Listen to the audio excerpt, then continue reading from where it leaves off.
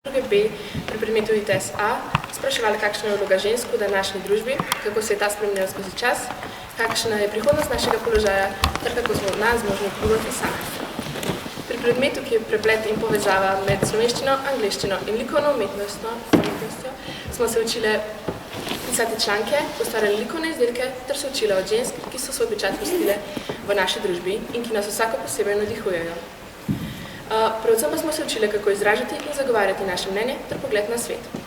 Skozi šolsko leto smo se ogledovali predstave, razstave ter brali zgodbe o ženskah, ki so pustile pečat na slovenskih tleh in v okolici. Te vključujejo svetovno popotnico Almo Karlin, znano italijansko fotografinjo Leticijo Battaglio ter ženski del rodbine celjskih grofov.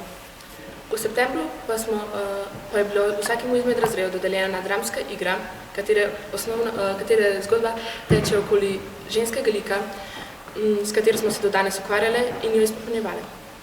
Drugi A je pripravil prizoritev dogajanja v mestu Gogi, avtorja Slavka Gruma.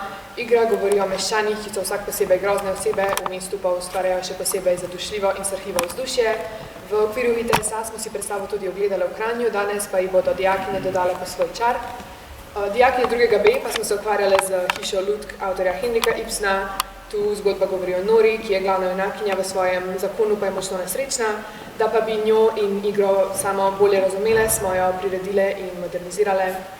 Tudi ure likovnega pouka so bile polne trdnega dela. V pripravah na razstavo smo ne samo pripravile portretov žensk, ki nas navdihujejo, ampak tudi naslikale prizore iz drame, ki jih spremljajo sestavki v slovenščini in v angleščini. Pri angleščini pa smo ne samo pisale članke in poročila, ampak tudi debatirale bolj nasplošno o temi feminizma. Sedaj pa začenjamo s predstavo.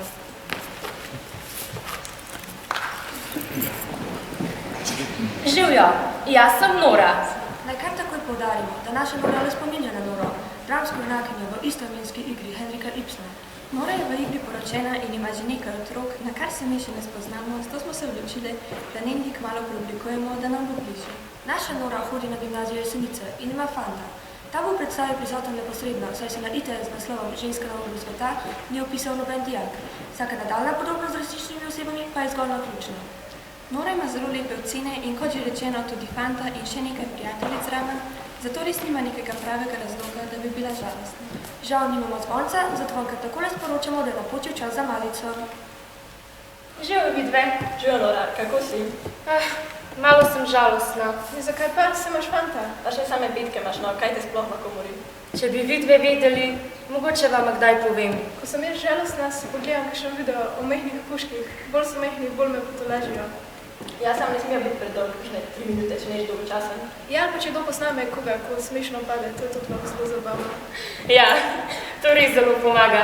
Ampak še lepše pa je, če mi fant kaj napiše. Pa se je danes še kaj spomnil na te? Ja, danes mi je na Instagram po tisto objavo mene z Božičkom napisal angelček.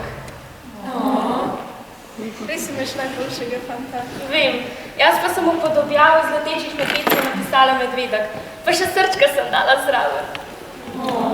Meni je tako romantično, ko imate tako lep odnos. Ja, res, kje pa je zdaj? Zdaj ima trening za leteče medvedke. Ja pa, a bi mu še kaj lepega napisala? Da poglobite vajen odnos. Ja, super ideja, mu bom napisala. Nora piše, oj sonček, tako si. Norin fant piše, jaz sem cool, zmeraj.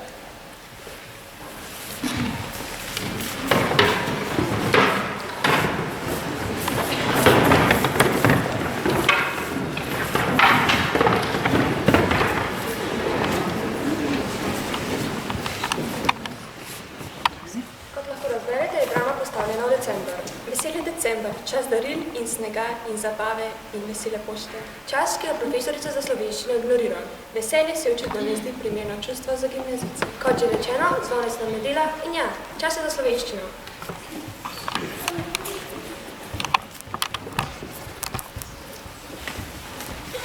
Dana, kar usedite se. Ne pozabite, da imamo po novoletnih počitnicah na vrsti domače branje. A res, a to bo za oceno? Vse za oceno. In da ne bo slučajno odločil na dijaški.net in vsega prepisal. Če pa koga sovražim, so to tisti, ki goljufajn prepisujejo. No, danes imamo na vrsti Almo Karlin. Kaj vemo o njej? To je tista pisateljica, ki ima spomenik v Celju. Veliko je potovala in pisala je zraven. Veliko jezikov je govorila. Drugod po svetu so jo zelo cenili. Pri nas pa ne preveč, ker je bila preveč samo svoja. Tako nekako, ja. Naročila sem vam, da se ni na autobiografijo naučite na pamet. Tako da kar začni s predgovorom. Alma Karlin, sama, iz otroštva in mladosti. Stran 4, predgovor. Vsak človek, ki nam prekriža pot, je naš učitelj, ki vede ali ne vede oblikuje naš značaj tako, da lahko svojo dušo primerjamo s potnim listom, v katerim je vsak, ki je kakorkoli posegal v našo usodo, pustil svoj vizum ali žig. Naj bo močan ali slaboten, noben se popolnoma ne zapriše. Iz tega pa izhaja neprijetna nujnost, da opišemo le najpomembnejše žige, ki so nam jih pritisnili. Nadaljuj. Mnogi, ki so prebrali moja potopisa, samotno potovanje v daljne dežele in urok Južnega morja, hočejo videti, zakaj sem se sploh odločila za to. Kako sem postala človek, kakršen sem, a zgodbo o sebi je zelo težko napisati. Stojiš v središču stvari in le z muko ustvariš tisto razdaljo do samega sebe, ki je potrebno za vse pogojno neosebno presojo. Ker svoj lastni razvoj najlažje razumeš, če ga primerjaš z razvojem drugih. In ker se ti lastna usoda zdi manj kruta, če primerjaš s kakšno, ki je še bolj kruta, sem se odločila napisati to knjigo. Za vse ženske tega sveta, saj bojo iz nje razbrale več, kot je zapisano s skopljami besedami, ki so vedno podobne krtkemu listu. Morda bo ravno napisano okrepilo duha, ki se bori, zato razkriva tisto, o čemer bi veliko raje molčala. Celje jeseni 1931. Dobro, naslednjič pa nadaljujemo s prvim poglavjem. Ne vem, če sem vam že omenila, ampak domače branje morate tudi vdati. Pred davnimi leti sem imela dijaka, ki je vse prepisal od sošolke. In šele po 2 letih sem izvedela, si morate misliti tik pred njegovo maturo. In kaj bo potem? Tako sem poskrbila, da so oba izključili. Sta imela namen nekaj študirati, ampak žal sta se slabo odločila. Goljufanja pa res ne prenesem. No, pa naslednje. Srečen Božič. Laura, a si v redu? Ne, nisem. A se lahko potem dobiva, nekaj ti mora povedati? Ja, seveda.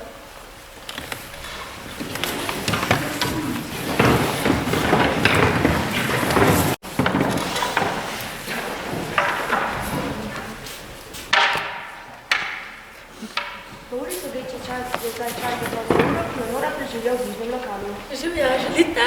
Daj pa kava smetana, bi prosila.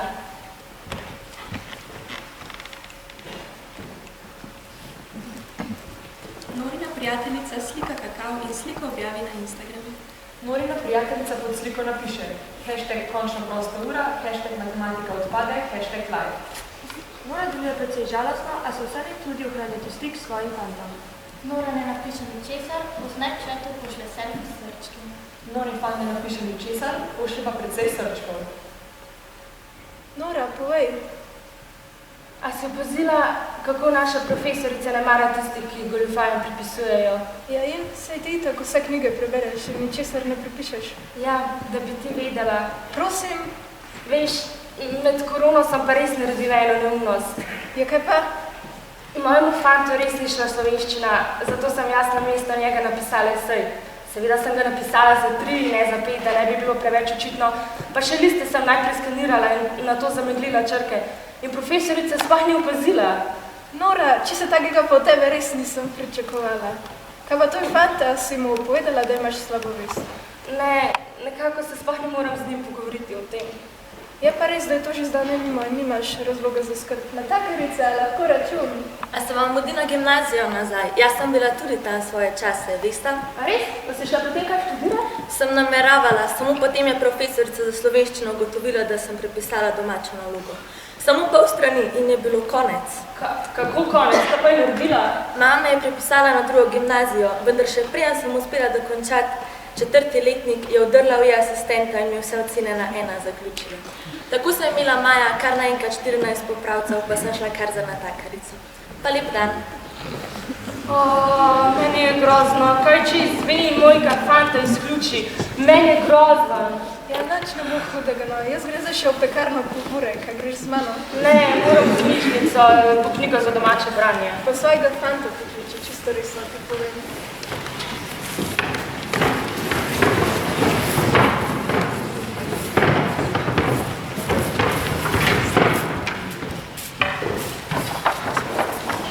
Če bi kot Barbara Celjska živele v 15. stoletju, bi bile zdaj že verjetno poročene in bi imele povsem drugačne težave, kot jih imamo danes.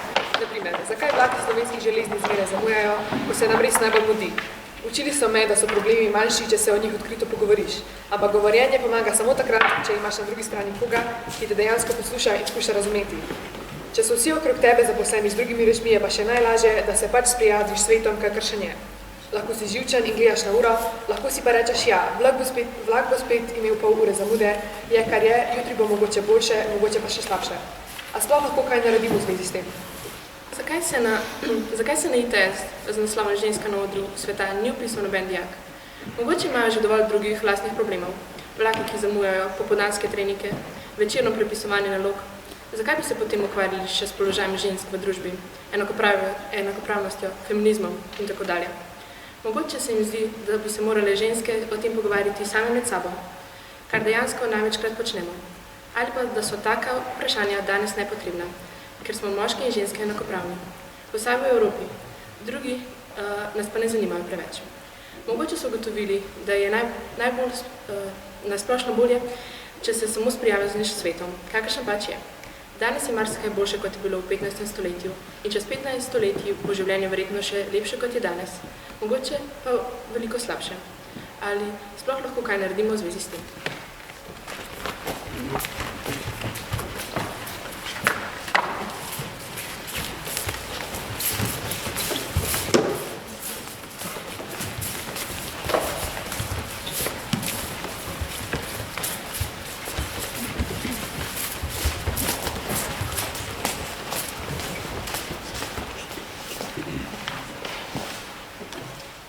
Ko je Nora ugotovila, da so vse knjige za domače branje žal že izposojene, je bila še bolj slabe volje.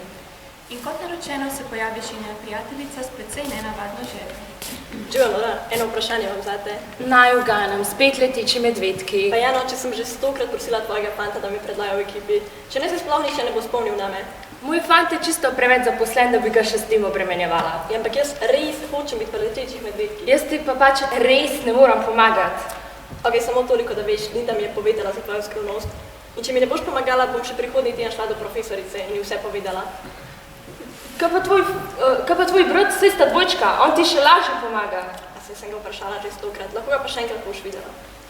Norina prijateljica Klotilda piše: Hej, a mi pomagaš končno že enkrat priti k letečim medvedkom? Klotildin brat napiše: Znajdi se sama, saj si emancipirana. No, vidiš, 3 dni časa imaš. Ti si res grozna. Vem, hvala, pa Linda. Medtem ko Nora tuhta, kaj je storiti, se čas neusmiljeno iztekla. Lahko bi se zaupala svojemu fantu. Samo dajmo si priznati, malo je odsoten, prek Snapchata pa je težko take šokantne reči sporoča. Vseeno skuša načeti pogovor. Nora piše: Srček, kje si? Meni je bedno tukaj v šoli. Norin fant napiše: Rožica, zdrži še malo. A nalogo za fiziko si že napisala, mi pošlješ slico, da jo prepišem. Nora piše: Veš, kako te imam rada. Tukaj imaš vse slike. Norin fant napiše: Najbolj pametno punco na svetu imam. Nora piše: A danes se bo slučajno še kaj v šoli oglasil? Norin fant napiše: Veš, da bi se, samo zate, samo zdaj sem na treningu. Nora piše: Kaj pa zvečer, se kaj vidiva? Norin fant napiše: Zvečer pa igrice igram, saj veš, da ne smem zamuditi. Nora piše: Prav, ti se kar fino imej. Samo da veš, Klotilda bi rada prišla k letečim medvedkom, a bi ti mogoče lahko pomagal? Norin fant napiše: Klotilda je in napiše grdo besedo. Saj veš, če bi pomagal, bi potem vsi rekli, da sem to naredil samo zaradi tebe in bil bi največja zguba letečih medvedkov. Nora piše: Ja, sploh se ne obremeni. Norin fant napiše: Kaj pa naloga za nemščino si že napisala, bi lahko pošlješ še to? Nora pošlje naslednji emotikon srček. Ko Nora ugotovi, da je njen fant očitno zaposlen z resnimi zadevami in ne preostane drugega, kot da stvari poskuša vzeti v svoje roke. Nora piše: Zakaj si tako grozen do svoje sestre in ni nočeš pomagati, da bi jo sprejeli k letečim medvedkom? Klotildin brat napiše: Ker je in napiše grdo besedo. Klotildin brat še doda: Če bi ti pustila tistega svojega fanta in bi z mano hodila, bi se pa lahko kako drugače zmenila. Nora napiše grdo besedo.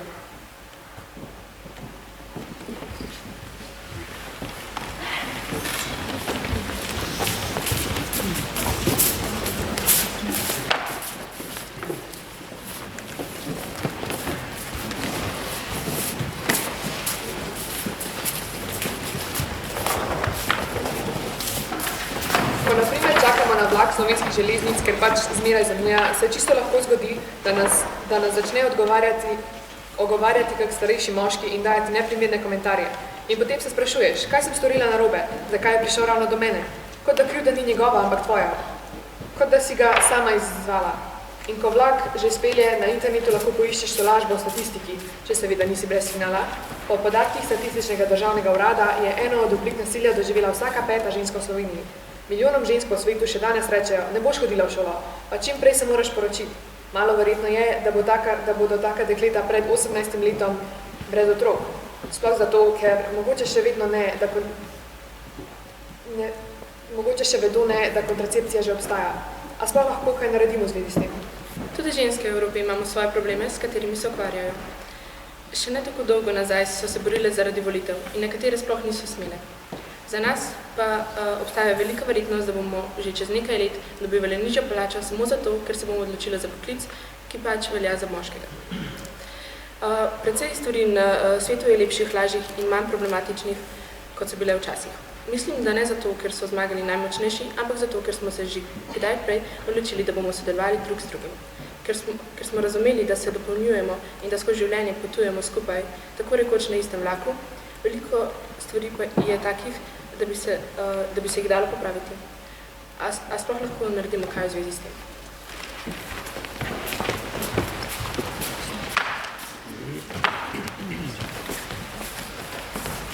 Nora na poti iz šole na vlaku sreča prijateljico Lindo in ji sprva očita, ker je izdala njeno skrivnost, a ko vidi, kako je prijateljici hudo, ji hitro oprosti.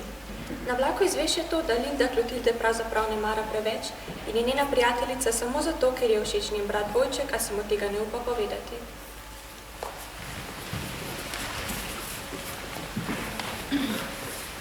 Nora piše, dragi Klotildin brat, če še vedno iščeš punco, sem ti eno našla.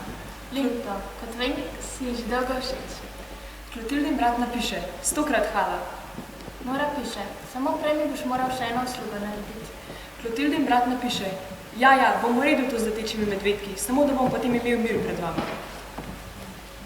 Joj, Nora, jaz sem tako vesela. Končno imela fanta, ko bom normalna. Ja, je že v redu. Ti se pa kar s svojim pogovori, zagotovo te bo različila.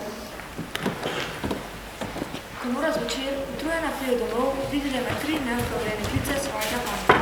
Ko ga pokliče se na glasi, čez nekaj časa dobi še sporočilo. Nori fan napiše, srečal sem razlaga, da se zame je sleda pisala. Ti si čisto zmešan, zaradi tebe bom izključen. Moja mami se bo zmešala, če ne bom vednika dokončal, nisi več moja punca. Nora ne napiše ničesar. Nori fan napiše, ravno kar me je klical Klotildin brat in povedal, da je vse urejeno. Še vedno si najlepša, se vidiva jutri. Nora v svoj dnevnik za ta dan napiše kar nekaj precej grdih besed o svojem fantu in doda, da to sploh ni več njen fant. Nora v dnevnik še zapiše. Vedno sem se bala, da bo moj fant izključen iz šole, da se bo žrtvoval zame in da bo vsem povedal, da je bila to njegova ideja. Jaz bi seveda vztrajala, da je bila vse to moja ideja. Potem bi verjetno izključili oba, ne vem. Ampak to bi bilo tako simpatično, bila bi kot Romeo in Julija, on pa tako, pripisoval bi naloge in potem bi se delal, da nima nič s tem. Ne, res ne vem, kaj sem delala z njim toliko časa. Nora pusti svojega fanta, potem pa se odloči narediti še nekaj veliko bolj nepredstavljivega. V zbiralnici telefonske naprave odloči svoj telefon z vsemi slikami, sporočili in telefonskimi številkami. Profesorica za slovenščino pa ni izvedela za njeno skrivnost, vse do današnje predstave.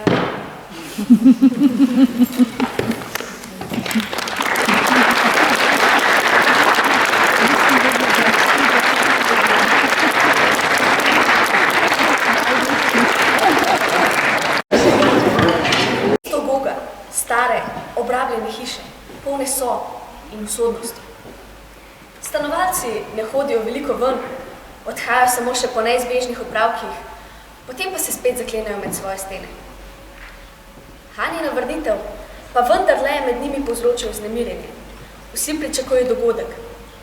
V predstavi smo se poskusili osredotočiti na Hanino zgodbo in čim bolj doživeto prikazati njeno travmo. Prizore uvajata in povezujeta mestni upravljivki, sestra Afra in Tarbo. V vlogi Hane in Tereze nastopa več dijaki. V prvem prizoru nastopata še Juta, ki je služkinja Haninega očeta, in pedofil Klef. V 4. in 5. prizoru pa še Prelik, Hanin posiljevalec.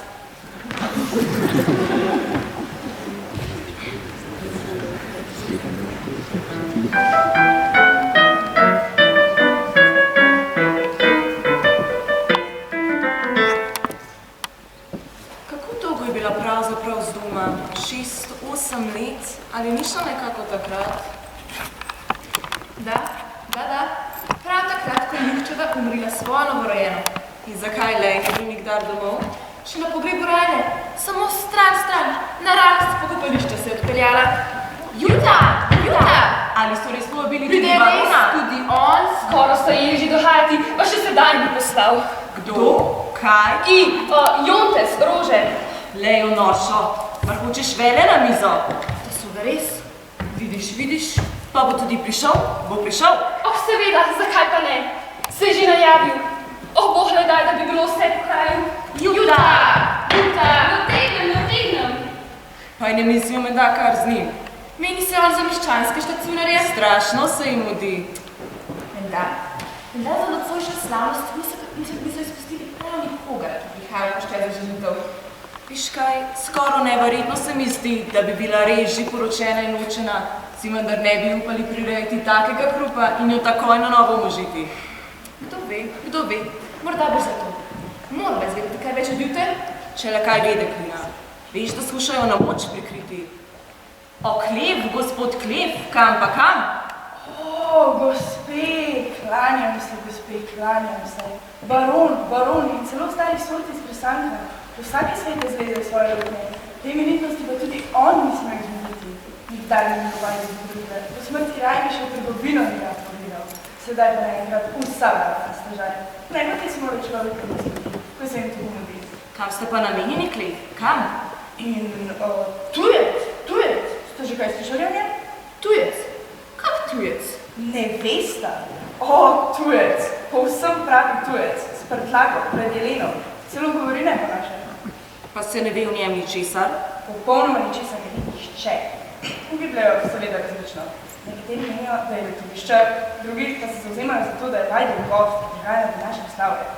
Po mojem, ni ne eno ne drugo. Kot letoviščar ima premalo potrege. En sam kruček, pa dežnik. Kot Vajdel gost se pa vendar ne bo nastavljal obvestilno. Letoviščar? Smešno. To je gotovo zopet potuhtal vas, da bi obrnil pozornost na svojo svetsko vseznanost. Kdo bi je bil? Stavim, ki se bo izkazalo kot zadnjič. Potnik s kakimi španjimi stroji. Zadnjič je tudi bilo vse na nogah. Prebila je potnik za popočevanje fotografij. Juta! Povej no, moraš povedati, ali je res že poročena in ločena? Poročena in ločena, naša gospodična. To je moram povedati. Sila otroče je še. Klef, ne tako hitro. Odkdaj pa imate toliko časa za sprehode? Doma so se ponečedili otroci in žena si bo v pralniku krnila prste. Tako, ne znam se zaparno več, ne bi približili titovi. No, ni take sile. Imeli smo že hujše dni. Človek pač tako ne rad stopnjamo prostor, človek pač. Pred vami je šel nekdo iz mesta, neka gotova oseba. Ali vam je znano, da je prišlo tej osebi na praznik v cerkvi slabo? Bruhala je. Venomer bruha, milostni Bog, še ne 14-letna pa tako bruha. Da, gospod Klef, še ne 14-letna. V župnišču se natanko zdaj za dan njenega rojstva, če sem takole mimo grede vstopi in vpraša. Oče, lesnik stari, bo zapeljeval po kostah otroke. Si videla prej, kako je šla pa tudi na vrh? Treba mu je polomi, ko ima vse doma. To bo diren dan, se zdaj v mestu. Saj se že tako dolgo ni nič zgodilo. Nalašč nekoliko ponočiva, kako smo jo videli sleherni večer. Lepo drugega za drugim iz mesta. Naj ugibljajo še nekaj dni meščani, zakaj punca bruha. Mora biti otroče še samo ne ve. Mogoče, zelo mogoče.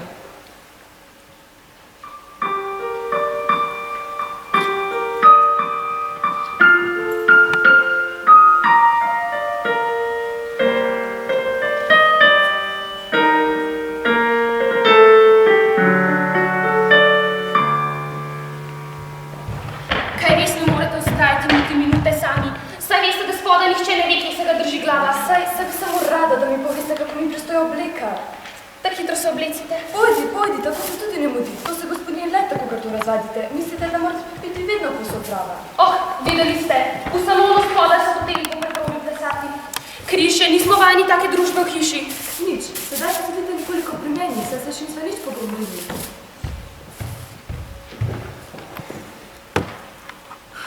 Ali vas je strah? Strah? Pred kom neki? Ne vem, to da prav tako mi je, kot da se nečesa bojite. Beži. Govorite za Božjo voljo, govorite že kaj. Veste, da bi vam bila včeraj, ko sem prinesla kosilo, se malo zmotila in vam prinesla otroško želico. Naenkrat taka dama. Edvarda je tudi skoraj tako velika, že pred pol-drugim mesecem sta se vzela. Da, pisal mi je papa, ne bi bila mislila, da pa tako kmalu pred oltarjem. Res, tudi jaz ne. Veste, da govorijo tudi o vas, da ste že poročeni in morda celo ločeni.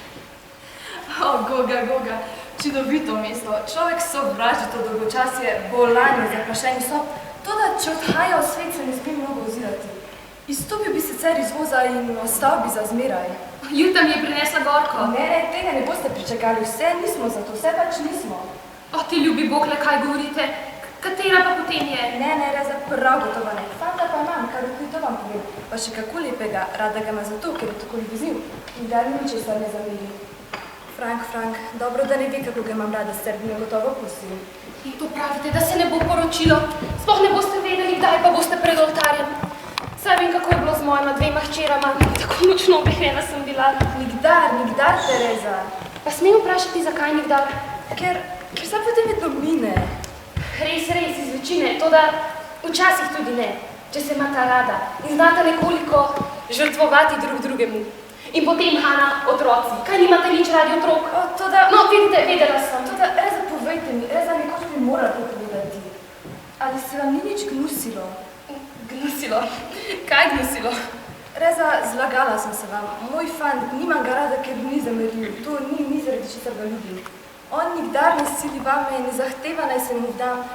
Neizrečeno sem mi gnus vse tisto. Postelja. Tako. Torej tudi vi. Potem pa se pa več takih, več ne se takih. Saj ne boste verjeli zdaj, ko ste pravili živi. Z menoj je bilo ravno enako. Moj zakon, pekov in solze. In gnus, On pa ni bil tak kot vaš dobri fant, ne, mučil me je. Tako neznosno mučil. Dejal je, da pravijo vse žene, da je tak že značaj žene, da se pretvarja in zanika užitek, da ustvari videz žrtvovanja. Kako me je mučil. Ni mi verjel, ne do groba mi ne verjel. Boh, kaj sem prestala. Veste, kaj je bila moja življenjska naloga po vseh britkih izkusitvah? Zastavila sem si življenjski cilj obvarovati svoje hčerke pred grozoto zakona. Red, zastrašno je po nekaterih sobah. Da, hudo je po sobah.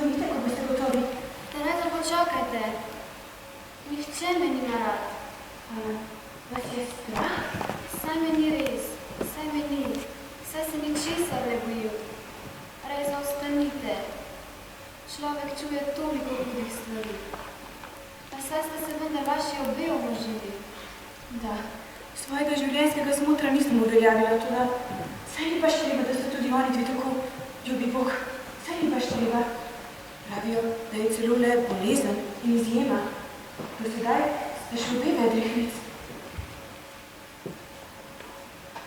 Kako me je prevzelo, ko ste pripovedovali? Ni pa prijateljica nam. Ta je bruhala, če se jo je kdo dotaknil. Nekoč se jo v plesni šoli nekdo preveč tiščal. Prekiniti je morala ples, bežala je vendar bruhala. Imela je tega, ker saj ni da bi človek pravi, ni da bi pravi. Še ne 13 letno, da me ne bi posil.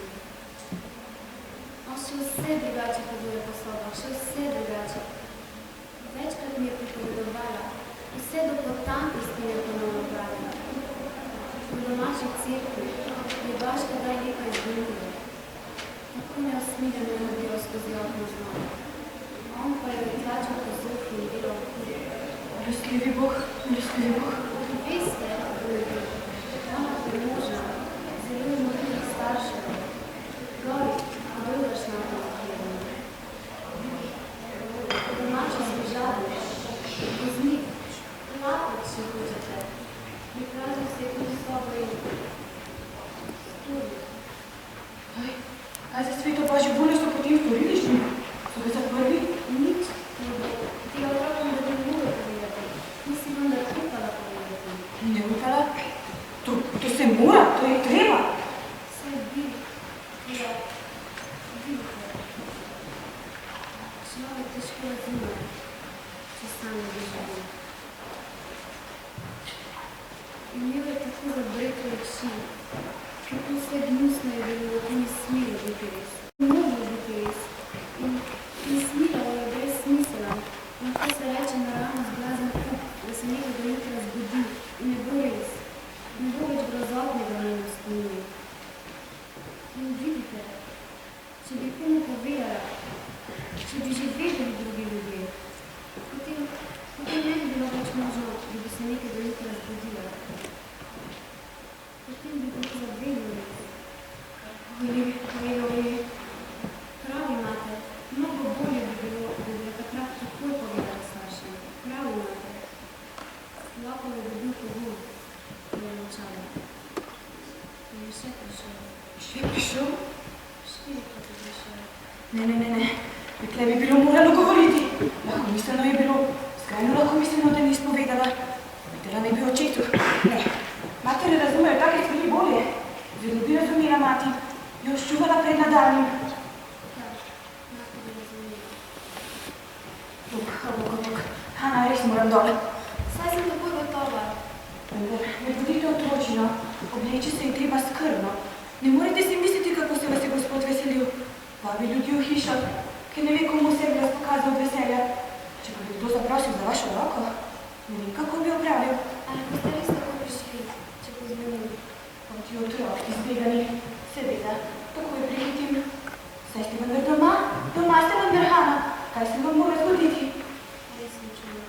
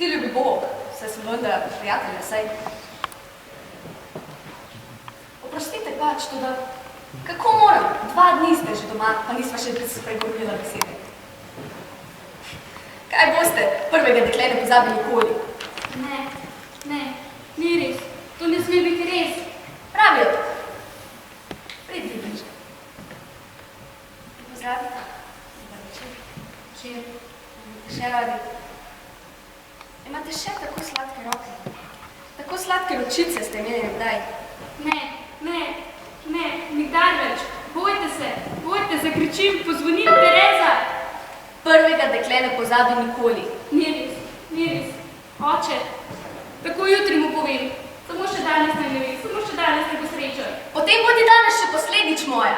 Jutri naj vzame v svet vrag. Pa poznaj, danes samo še poslednič. Spodaj, ko se bomo odskani od plesa, postalo vam bo slabo.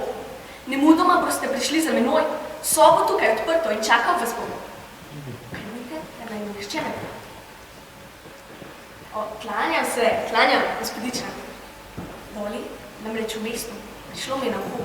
Neko presenečenje se snuje gospodični. Neka podoknica, tako rekoč, vrnivšemu se domačemu deklinu.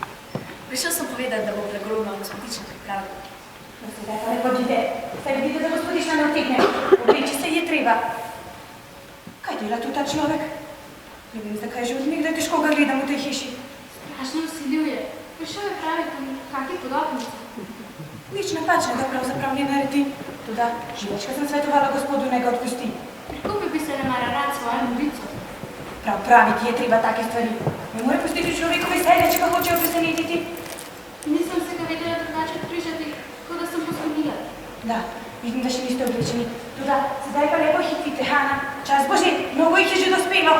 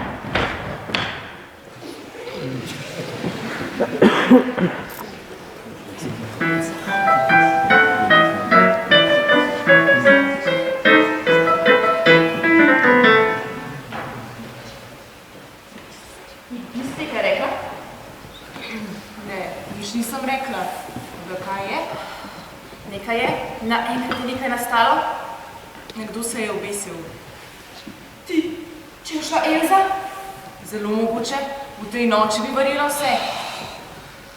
Moram videti. Grem. Moram videti.